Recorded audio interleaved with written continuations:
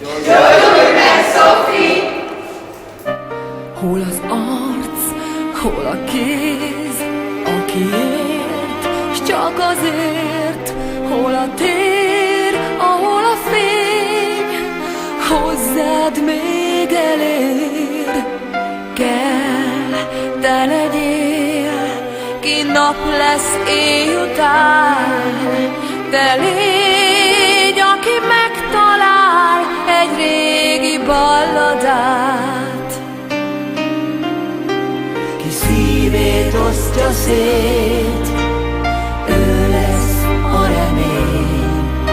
Ki szívét osztja szét, az élet csak övé.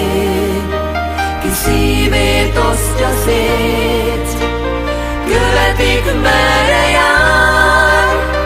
Hegyeken és tengereken túl értik majd szavát.